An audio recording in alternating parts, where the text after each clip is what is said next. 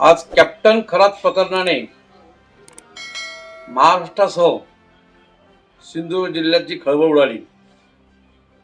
याचा master stroke आणि खरात बाबाकडे राजकीय नेत्यांनी घेऊन जाणारा आमदार हा सिंधुदुर्ग जिल्ह्यातील दीपक केसरकर नावाचाच आहे। कारण केसरकर राजकारणात आल्यापासून गडिंग्लज बाबा, बंगाली बाबा ते नुरी बाबा असे वेगवेगळे बाबा सावंतवाडीत अनेकांनी पाहिले आणि ह्या बाबाबुवांच्या अघोरी कृत्यातून आपले राजकीय शत्रू संपवण्याची कटकार असताना गेल्या 20-22 वर्षात सावंतवाडीसह जिल्ह्यातील लोकांनी पाहिली। जिल्ह्याचं नेतृत्व करणारे आणि महाराष्ट्राचं नेतृत्व करणारे नारायण राणे यांच्यावर सुद्धा मधल्या काळात अघोरी कृत्य करणारे दीपक केसरकर आज खऱ्या अर्थाने महाराष्ट्राच्या समोर आले।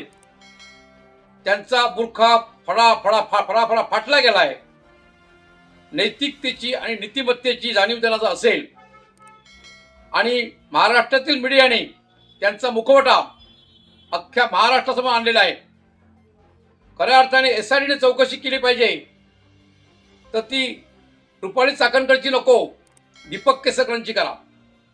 कारण सिंधुदुर्ग जिल्ह्यामध्ये आनंद गुजराती बालहत्या हा नरबळीचा प्रकार, सावंतवाडी अर्बन बँकेची निवडणूक याचा निकाल चेंज करण्यासाठी झालेला होता आणि तो गडिंग्लज बाबाने केलेला होता असा पुरावा पोलिसांच्या हाती आल्यानंतर राजकीय दबावाखाली हे प्रकरण दडपण्यात आलं।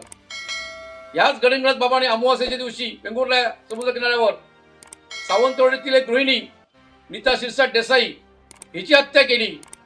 ती हत्या सुद्धा राजकीय दबावाखाली दडपण्यात आली। या माडखोलच्या ठिकाणी जी आज माळकर, सुहानी माळकर हिची हत्या झाली, तिचा अद्याप पोलीस तपास लागलेला नाही। खुद्द मी माजी नगरसेवक सुनील पेडणेकर, मी सावंतवाडी शहरात सामाजिक चळवळीत पुढे आहे, तर माझ्या बहिणीची दिशा चौकेकर तथा संगीता पेडणेकर हिची हत्या झाली आणि त्या दिवशी दीपक केसरकर पोलीस स्टेशनला वेंगुर्ला हजर होते। परंतु माझ्यामुळे बहिणीची हत्या झाली, तर तिची कशी हत्या झाली चौकशी करणार असते आले नाहीत। मात्र हे प्रकरण दडपण्यासाठी हे पोलीस स्टेशनला का गेले होते याची देखील चौकशी या खरातच्या प्रकरणातून झाली पाहिजे। आणि सिंधुदुर्ग जिल्ह्यातूनच याचं मूळ सुरू झालेलं असल्याने हा खरात आणि शिर्डीचे साईबाबा असा एक संबंध जोडला गेला। आपण जातोय शिर्डीला असं इथे कार्यकर्त्यांना सांगायचं आणि त्या खरात बाबाच्या मठात हा माणूस जायचा आणि हे सगळे संबंध हे दीपक केसरकरच्या माध्यमातूनच जोडले गेलेले असावेत। कारण रुपाली चाकणकर वेंगुर्लामध्ये ते आली, परंतु माझ्या बहिणीची दिशा चौकेकरची हत्या झाली या प्रकरणात त्या तक्रारीची शहानिशा देखील तिने केली नाही। याचा अर्थ तिच्यावर दबाव आणून हे प्रकरण दाबलं गेलंय आणि त्याच्यामुळे दीपक केसरकरची SIT चौकशी व्हावी। आनंद गुजराती बालहत्या प्रकरण या अनुषंगाने त्या प्रकरणाच्या मुळाशी जावं, नीता शिरसाट देसाई हिच्या हत्येच्या प्रकरणात जावं आणि ह्या खरात प्रकरणाबरोबर दीपक केसरकरांच्या राजकीय कारकिर्दीच्या पाठीमागे दीपक केसरकरांचे काय संशयित प्रकार घडलेत त्याची चौकशी करावी। कारण विधानसभा निवडणुकीत हे खरात साहेब सावंतवाडीत 2-3 दिवस ठाण म्हणून होते, परंतु हे खरात याची ओळख कोणाला नव्हती। परंतु आता खरात प्रकरण समोर आल्यानंतर त्याच्याबरोबरचे कार्यकर्ते, इथले काही स्थानिक पत्रकार, इथले काही स्थानिक लोक यांनी त्यावेळी खरातला दीपक केसरकरांच्या सोबत पाहिलेलं होतं आणि आता ते लोक उघडपणे बोलू लागलेत। मी तर उपरगड देवस्थानच्या ठिकाणी असताना हे खरात साहेब घेऊन उपरगडच्या मागच्या उपरगड चाळा म्हणतात त्या ठिकाणी 2 किलो कापूर पेटून अघोरी कृत्य करताना मी पाहिलंय आणि हे खोटं असेल तर दीपक केसरकरांनी पाटेकरी देवळात 5 नारळ ठेवायचे नाही म्हणून सांगायचं। दीपक केसरकर हे नेहमी वारंवार खोटं बोलत आलेत। 2001 ची सावंतवाडी नगरपालिका निवडणूक त्यांच्या पॅनलमधून मी लढवली राष्ट्रवादी पक्षातून। त्यावेळी गडिंग्लज बाबांना माठेवाड्यात एक पडवेकर म्हणून घर आहे, ते कार्यकर्ते त्यांच्या घरात गडिंग्लज बाबाला आणलेलं होतं। आम्हाला 17 पैकी 17 नगरसेवकांना तिथे दीपक केसरकर घेऊन गेले होते। बबन सरगावकरांसहित जे त्यावेळीच्या पॅनलमध्ये नगरसेवक होते त्या सगळ्यांकडे याची चौकशी करा.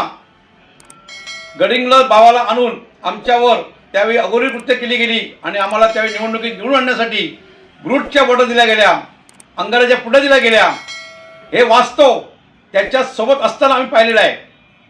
आणि प्रोपगंड करून लोकांना फसवण्यात एक्सपर्ट असलेले दीपक केसरकर आज त्यांचा चेहरा लोकांच्या समोर महाराष्ट्रातल्या मीडियाने आणला. दुर्दैवाने तर सांगावं लागतंय की काही वृत्तपत्र इथले लोकल विषय घेऊन लढत होती, परंतु केसरकरांचा बुरखा फाटल्यानंतर मात्र त्याच्यावर अवाक्षरही लिहायला तयार नाहीत.